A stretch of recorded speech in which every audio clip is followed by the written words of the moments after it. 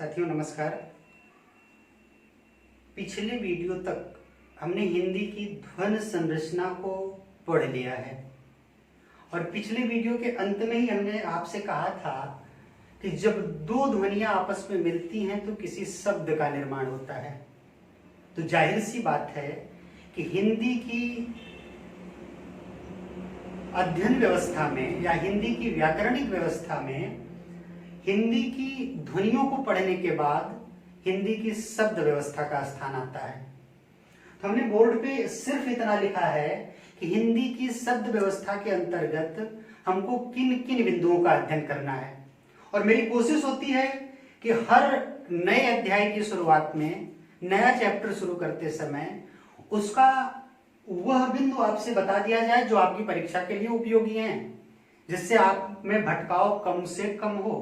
तो हम हिंदी की शब्द व्यवस्था में क्या क्या पढ़ेंगे उसका एक ओवरव्यू आप ले लीजिए कि हम पहले पढ़ेंगे कि हिंदी की शब्द व्यवस्था में शब्द भाई कहते किसे हैं, उसकी परिभाषा क्या है। फिर जानेंगे कि हिंदी में शब्दों का निर्माण कैसे किया जाता है, अर्थात शब्द निर्माण की प्रमुख युक्तियां क्या हैं या हिंदी में शब्द बनाए कैसे जाते हैं। तो हम जानेंगे उस क्रम में कि संधि किसे कहते हैं, भाई संधि और समास से शब्दों का निर्माण होगा। फिर उपसर्ग किसे कहते हैं, उनसे शब्द कैसे बनते हैं, और फिर प्रत्यय और परसर्ग किसे कहते हैं, उनसे शब्दों की रचना कैसे होती है। और आप देखेंगे कि आपकी परीक्षा में संधि, समास, उपसर्ग, प्रत्यय से बार बार प्रश्न पूछे जाते हैं। फिर हम जानेंगे कि शब्दों के कितने वर्ग होते हैं, अर्थात इनका वर्गीकरण क्या है। तो हम देखेंगे कि निर्माण की दृष्टि से शब्द तीन प्रकार के होते हैं, एक रूढ़ शब्द, एक यौगिक शब्द, एक योग रूढ़ शब्द। हम जानेंगे कि किसे कहते हैं। फिर जानेंगे कि स्रोत की दृष्टि से शब्द कितने प्रकार के होते हैं। तो देखेंगे तत्भव शब्द, तत्सम, देशज, विदेशज, हम इनको जानेंगे। और फिर जानेंगे कि शब्द और पद में अंतर क्या होता है, अर्थात शब्द किसे कहते हैं, पद किसे कहते हैं। फिर जानेंगे कि पद संरचना कैसे बनती है, अर्थात पदों का निर्माण क्या होता है, उसके कारक क्या क्या होते हैं। जैसे हमने यहाँ जाना ना कि शब्द निर्माण में के कारक, वैसे यहाँ जानेंगे पद निर्माण के कारक। पद निर्माण में हम देखेंगे कि उसके दो भाग होते हैं, एक विकारी पद और दूसरा अविकारी पद। विकारी पद के अंतर्गत ही हम संज्ञा, सर्वनाम, क्रिया, विशेषण इसका अध्ययन करेंगे और अविकारी पद के अंतर्गत भी अन्य चीजों का हम अध्ययन करेंगे। अविकारी पद के अंतर्गत अगर आप लिखना चाह रहे हो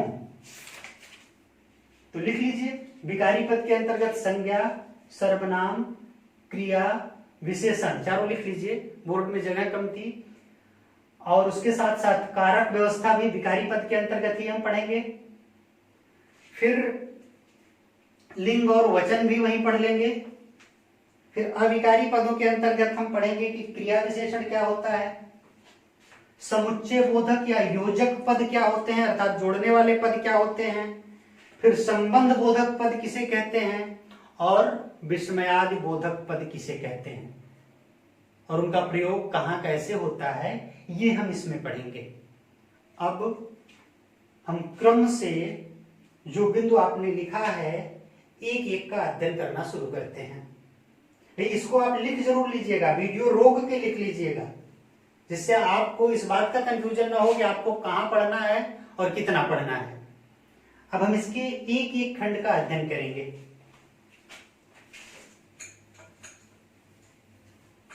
पहले जानेंगे कि शब्द किसे कहते हैं, अर्थात शब्द की परिभाषा क्या होती है। यद्यपि पूछा नहीं जाता, इसलिए हम बहुत छोटी सी परिभाषा एक लाइन की केवल समझने के लिए जानेंगे। भाई पिछले वीडियो के अंत में हमने कहा था कि जब दो वर्ण आपस में मिलते हैं तो उन्हें शब्द कहा जाता है। तो क्या ऐसा है कि जब हम कोई भी दो वर्ण आपस में मिला दें तो शब्द बन जाएगा, ऐसा है? भाई हम मिला रहे हैं, प एक वर्ण है, फ दूसरा वर्ण है, दोनों मिला तो क्या कोई शब्द बना? प फ आपने कोई शब्द सुना है? या एक शब्द क है दूसरा ग है, दोनों को मिला दिया कोई शब्द बना? कब? नहीं। लेकिन अगर हम उसी तरह दो कोई अक्षर मिलाएं, एक श और दूसरा म, सम, तो आपने सुना होगा कि सम एक शब्द है जिसका अर्थ बराबर होता है। तो अब हम परिभाषा कैसे करेंगे? एक बात तो हमको समझ में आ गई कि कोई भी दो अक्षर बनने से शब्द का निर्माण नहीं होता। शब्द का निर्माण तब होता है जब कोई दो अक्षर मिले और उनका कोई एक अर्थ निकले। अगर अर्थ नहीं निकल रहा है तो शब्द नहीं माना जाएगा। तो इसलिए शब्द की परिभाषा केवल आप एक लाइन में लिख लीजिए कि दो वर्णों का सार्थक मेल शब्द कहलाता है। अर्थात दो अक्षर आपस में मिलते हैं और उनका कोई अर्थ निकलता है। अब दो अक्षर हो या दो से अधिक अक्षर हो। तो परिभाषा को थोड़ा सा और व्यवस्थित करेंगे तो हम कहेंगे कि दो या दो से अधिक वर्णों के मेल को जिनका कोई अर्थ निकलता है शब्द कहा जाता है। ठीक, अब अभी हमने लिखा था कि शब्द निर्माण की युक्तियां, अर्थात शब्दों का निर्माण कैसे होता है। और शब्द निर्माण की युक्तियों में हमने पहला लिखा था कि संधि और समास। तो अब हम देखेंगे कि संधि किसे कहा जाता है। हम उसके एक एक खंड का अध्ययन करेंगे। तो पहले हम संधि पढ़ेंगे, फिर समास पढ़ेंगे, फिर उपसर्ग पढ़ेंगे, फिर प्रत्यय पढ़ेंगे। तो हम देखेंगे कि संधि किसे कहा जाता है।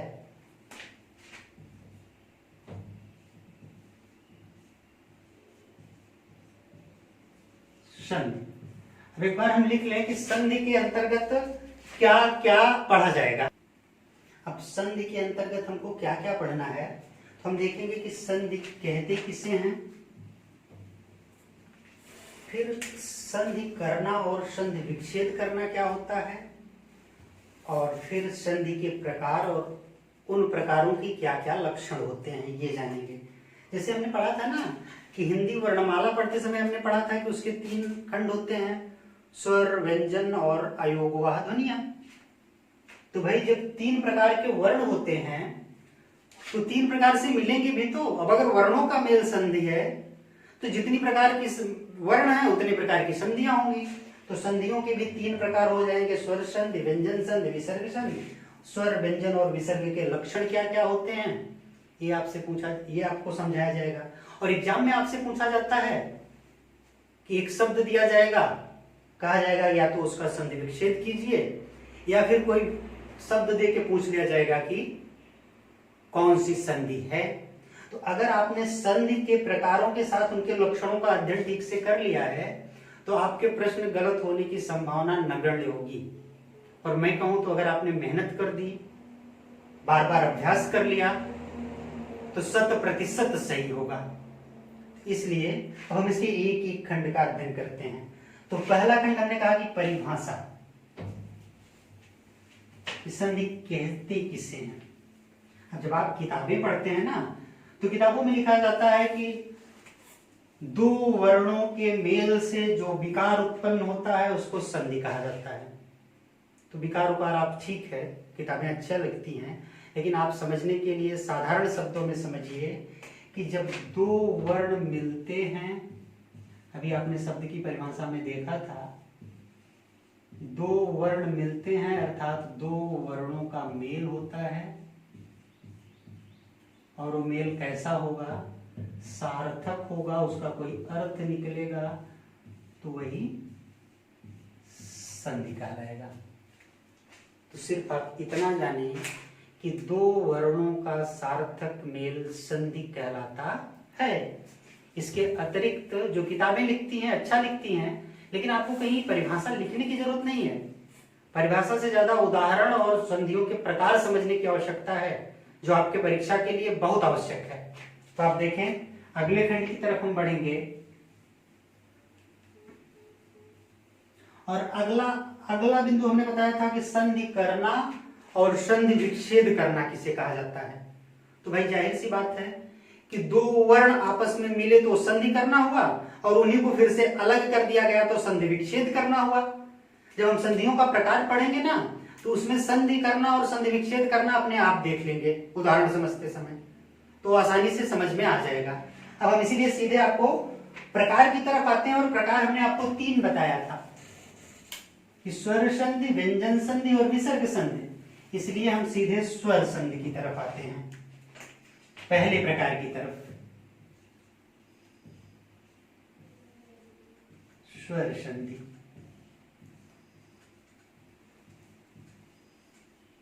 स्वर संधि क्या है भाई? आपने पढ़ा था हिंदी की वर्ण व्यवस्था में कि अ, आ, ई, उ, ए, ऐ, ओ, आओ, उल्टी। यही 11 स्वर तो आपने पढ़ा था। बाकी अम अह को आप जानते हैं कि वो आयोग वह ध्वनिया का हिस्सा है। तो यही 11 स्वर पढ़ा था। और स्वर संधि है, संधि का मतलब जोड़ना, और स्वर का मतलब स्वरों का जुड़ना या स्वरों को जोड़ना। तो अब क्या कहेंगे कि यहाँ केवल स्वर संधि का मतलब है कि स्वर ही आपस में जुड़ेंगे ना। तो इसलिए आप स्वर संधि की परिभाषा करते हुए कहते हैं कि जब 2 स्वर वर्ण आपस में जुड़ते हैं तो उनको स्वर संधि कहा जाता है। अब स्वर वर्ण आपस में अलग अलग तरह से जुड़ते हैं। कहीं 2 एक ही तरह के स्वर आपस में जुड़ गए, जैसे कि आ और आ, 2 बार आ जुड़ गया। कहीं हो सकता है कि आ के साथ ई जुड़ जाए, कहीं हो सकता है कि ए के साथ ऊ जुड़ जाए। अलग अलग जुड़ेंगे ना, जरूरी थोड़ा है कि आ के साथ हमेशा आ ही जुड़े। तो ये स्वर आपस में कहीं एक दूसरे से जुड़ सकते हैं। इसीलिए जैसे जैसे जुड़ते हैं उसी प्रकार स्वर संधि के प्रकार बन जाते हैं, अर्थात इनके जुड़ने के जो अलग अलग ढंग हैं वही स्वर संधि के प्रकारों का निर्माण करते हैं। अब वो कितने प्रकार के होते हैं हम इसका वर्णन आपसे करने चल रहे हैं, और आप इसको ठीक से समझ लीजिए। अब ये मूलतः 5 प्रकार से जुड़ते हैं,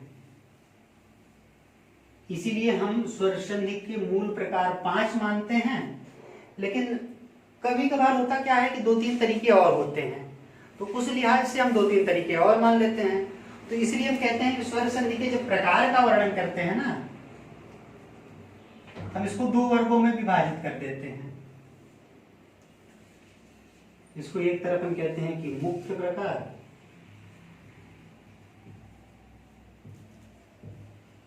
और दूसरी तरफ कहते हैं कि गौड़ प्रकार।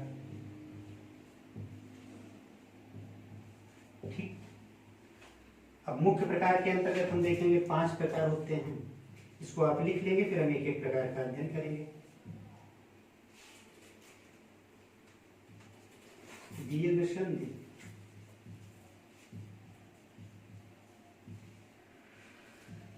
गुण संधि,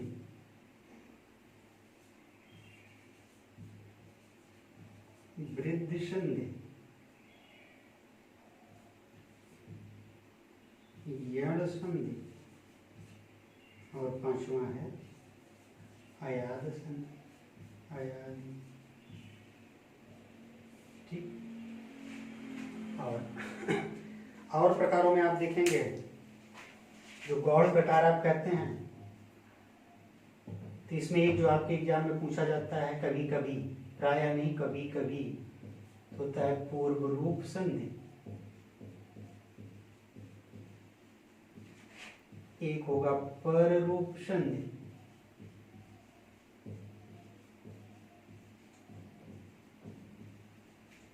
और एक होगा तीसरा जो होगा वो पूर्व रूप और पर रूप के बाद होता है प्रकृति भाव। प्रकृति भाव, पूर्व रूप तो पर रूप कभी कभार पूछ भी लिया गया है। प्रकृति भाव सामान्य हिंदी में अभी तक नहीं पूछा गया है, लेकिन चूंकि एक ही बचता है तो आप जाने रहेंगे अगर कभी पूछ भी लेगा तो गलत होने की संभावना नहीं रहेगी। तो हम उसके एक एक प्रकारों का अध्ययन करेंगे। और एक जो मुख्य बात है कि संधि की अंग्रेजी, मैं किसी की आलोचना फिर कहूंगा कि नहीं करूंगा, क्योंकि दुष्यंत कुमार जी ने एक लाइन लिखी थी कि मत कहो आकाश में कोहरा घना है, ये किसी की व्यक्तिगत आलोचना है। तो व्यक्तिगत आलोचना तो मैं नहीं करूंगा, लेकिन संधि की जो इस संधि की अंग्रेजी होती है वो केवल या तो आप संधि लिख दीजिए, देवनागरी का ही लैटिन रूप लिख दीजिए, या फिर कंजक्शन, अंग्रेजी में कंजक्शन होता है। ठीक है, इसके अलावा संधि की कोई अंग्रेजी मत लिखिएगा, क्योंकि मैं एक वीडियो देख रहा था, उसमें गुरुजी पढ़ा रहे थे, संधि की अंग्रेजी ज्वाइनिंग बता रहे थे। तो ज्वाइनिंग, ट्रीटी, अलायंस, यद्यपि ये सब संधि की अंग्रेजी हैं, लेकिन हिंदी वर्णमाला के संधि के दृष्टिकोण से इनका प्रयोग नहीं होता, उनका प्रयोग कहीं अन्यत्र होता है। तो इसलिए आपको पहली बात तो हिंदी में अंग्रेजी के प्रयोग की जरूरत ही क्या है, लेकिन अगर आप जरूरत समझते भी हैं तो सिर्फ इन्हीं दो शब्दों का प्रयोग कीजिएगा। अब हम संधि की एक एक प्रकारों की तरफ आएंगे।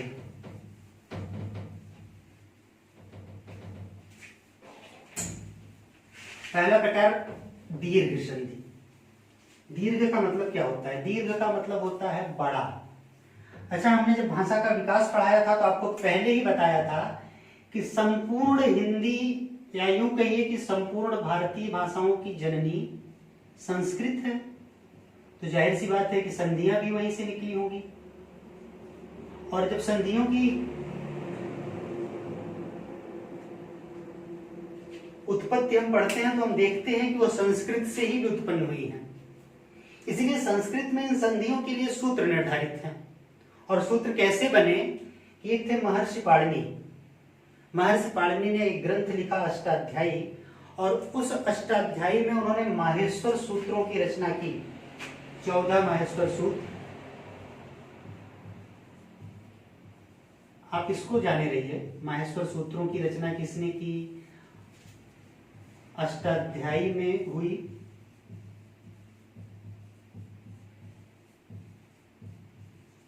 अष्टाध्यायी ग्रंथ का नाम है और लिखा किसने? पाणिनि जी ने। ये जानना इसलिए जरूरी है, कभी कभार पूछ लिया जाता है कि अष्टाध्यायी की रचना किसने की है, माहेश्वर सूत्र कितने हैं, किस अध्याय में, किस ग्रंथ में मिलते हैं, इसलिए जानना जरूरी है। तो इन 14 माहेश्वर सूत्रों के द्वारा महर्षि पतंजलि जी ने संस्कृत की वर्णमाला ही पूरी इन 14 माहेश्वर सूत्रों में लिख दी, और उन्हीं के सहयोग से प्रत्याहार बनाए, और वही प्रत्याहार संधियों में भी प्रयुक्त हुए, संधियों की रचना में भी प्रयुक्त हुए। यद्यपि माहेश्वर सूत्रों की संख्या से जो प्रत्याहार बने, महर्षि पतंजलि ने 41 माहेश्वर सूत्रों का ही प्रयोग किया है। यद्यपि कुल बन तो 281 सकते हैं, लेकिन उन्होंने प्रयोग केवल 41 का किया। तो इसी आधार पर उन्होंने हर संधि के लिए एक सूत्र बनाया। जैसे दीर्घ संधि के लिए बनाया अक सवर्णे दीर्घ। क्योंकि आप सामान्य हिंदी के विद्यार्थी हैं, इसलिए किसी सूत्र में उलझना आपके लिए उचित नहीं होगा। आप केवल उतना जाने जितना आपके एग्जाम के लिए उपयोगी है। मैं ये बात बार बार कहता हूं, तो इसलिए मैं सूत्रों की व्याख्या आपसे नहीं करूंगा। केवल साधारण तरीके से जितना आपको आपके चयन के लिए उपयोगी हो, सिर्फ उतना मैं आपको बताऊंगा। तो आप देखिए, दीर्घ संधि स्वर संधि का एक प्रकार है।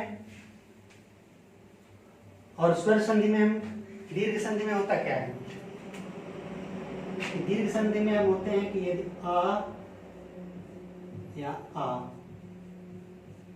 ये छोटा है, ये बड़ा है, इसको ह्रस्व कहते हैं संस्कृत निष्ठ हिंदी में, और इसको दीर्घ कहते हैं। इसी तरह जब छोटी ई होगी तो उसको ह्रस्व ई कहेंगे, बड़ी ई को दीर्घ ई कहेंगे। तो अब आप ह्रस्व या दीर्घ समझ गए होंगे, इसलिए मैं बार बार ह्रस्व या दीर्घ का प्रयोग करूंगा, इसलिए मैंने बता दिया आपको। तो अब कहा जाए कि यदि कोई भी आ, छोटा बड़ा ह्रस्व या दीर्घ, अ, ई, उ और री, इनके बाद अगर यही आए, जैसे आ के बाद, दोनों आ के बाद कोई भी आ आए, ह्रस्व या दीर्घ यहां लिख लीजिए, इसे बार बार लिखना ना पड़े। ह्रस्व या दीर्घ के बाद ये भी ह्रस्व या दीर्घ होगा।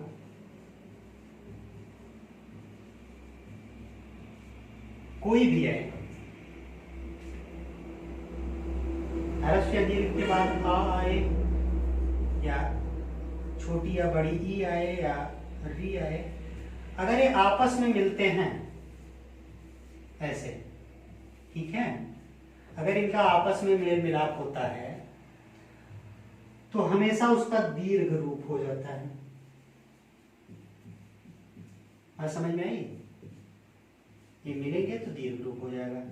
मतलब क्या होगा, इसका बड़ा आ हो जाएगा, ये जुड़ेगा तो बड़ी ई हो जाएगा। दोनों ई में से कोई आगे पीछे आए, अगर बड़ी ई आ रही है, बड़ी ई आ रही है तब भी बड़ी ई होगा, छोटी ई आ रही है, छोटी ई आ रही है तब भी बड़ी ई होगा, अगर एक छोटी एक बड़ी है तब भी बड़ी होगी। ठीक है, इसी तरह हु के साथ भी यही होगा। ठीक, इसी तरह री के साथ भी यही होगा। तो आप समझ गए होंगे कि यदि छोटे या बड़े अ, ई, उ, री के बाद उसी की तरह के स्वर आए, अ आए, ई आ के बाद अ, ई के बाद ई, उ के बाद उ, री के बाद री, तो उन्हीं दोनों के स्थान पर उनका दीर्घ हो जाता है, उनका बड़ा रूप लिखा जाता है। इसीलिए इसको दीर्घ संधि कहा जाता है। जैसे आप जैसे देखें, जैसे आप बार बार पढ़ते हैं, इस समय चल भी रहा है भाई, राम धन आयन। अब इसका कैसे हुआ? अब आपने, मैं जब आपको व्यंजन पढ़ा रहा था तो मैंने कहा था कि कोई भी व्यंजन पूर्ण तब होता है जब उसके साथ स्वर जुड़ता है, बताया था ना। तो आप देखिए, ये व्यंजन है मां। इस मां का मतलब क्या है? ये पूर्ण हुआ है तो इसका मतलब ये है कि ये मां है और ये आ है, ऐसे है मां। तो अब इस मां का ये वाला आ इस वाले अ से मिल गया, दोनों मिलके बड़ा आ बना लिए। ठीक, तो हम कैसे लिखेंगे? रा, और फिर अब इस मां से बड़ा आ मिल रहा है, तो जब बड़ा आ मिल रहा है तो बड़े आ की मात्रा हो गई, इसी को कहा गया रामायण। बात समझ में आई? फिर इसी तरह आप दूसरा उदाहरण देखिए, कोई एक उदाहरण और दो उदाहरण। जैसे आपने लिखा कि गिरी धन ईस। अब आप देख रहे हैं यहाँ र है, इस र के साथ यहाँ छोटी ई मिली है, तब तो इस पे छोटी ई की मात्रा लगी है। फिर अब इस बड़ी ई के साथ ही मिलेगा, तो जब ये दोनों ई आपस में मिलेगी, आपने अभी नियम पढ़ा कि कोई छोटी या बड़ी ई बाद में छोटी या बड़ी ई हो तो दोनों की जगह पे बड़ी ई हो जाता है, तो बड़ी ई हो जाएगा और बड़ी की मात्रा इस आधे र पे लगेगी, तो आप लिखेंगे, अब आधे र पे जब बड़ी ई की मात्रा लगेगी तो र फिर से पूर्ण हो जाएगा और हो जाएगा गिरीश। बात समझ में आ गई? इसी तरह एक उदाहरण ऊ वाला भी आप देख लीजिए। ऊ वाला उदाहरण आप जैसे कि, इसको रामायण मिटा देता हूं मैं।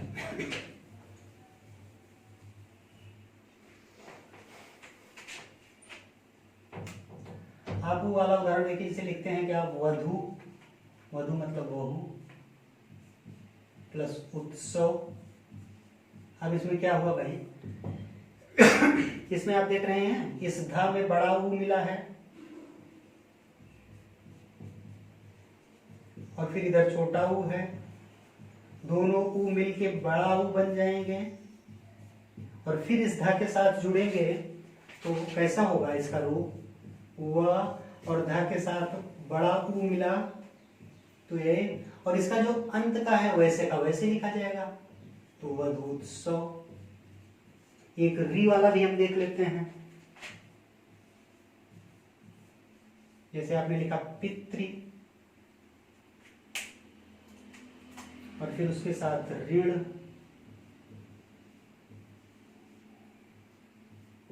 अब इसमें भी वही हुआ है कि ता के साथ री जुड़ी है, एक स्वर है, इसीलिए ता पूर्ण हुआ है और ये भी री आई। आपने पढ़ा है नियम के अनुसार कि दो री जुड़ के बड़ी री बन जाएगी, ऐसे इसका क्या हो जाएगा? फिर इस आधे ता के साथ ही बड़ी वाली री अब जुड़ेगी तो हो जाएगा पितृणी। ठीक। और इतना ये 2-3-4 उदाहरण जो हमने बताए यही आपके लिए पर्याप्त नहीं है। इसके लिए जरूरी है कि आप ज्यादा से ज्यादा उदाहरणों की प्रैक्टिस करें।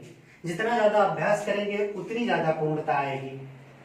और हमारे पास ऐसे उदाहरणों की पीडीएफ है जो बार बार आपसे आपकी परीक्षाओं में पूछे जाते हैं, जो उपयोगी हैं।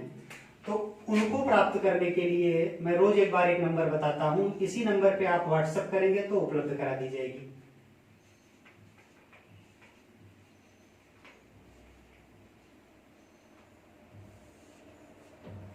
ठीक। मेरी समस्या आप दीर्घ संधि समझ गए होंगे। यदि ह्रस्व या दीर्घ अ, ई, उ, री के बाद उन्हीं के समान कोई दूसरा स्वर, उन्हीं के समान स्वर आता है तो दोनों के स्थान पर उनका बड़ा रूप हो जाता है, अर्थात बड़ा आ, बड़ी ई, बड़ा उ, बड़ा री हो जाएगा। ठीक है, अगली संधि की तरफ बढ़ते हैं हम। अगली संधि है गुण संधि।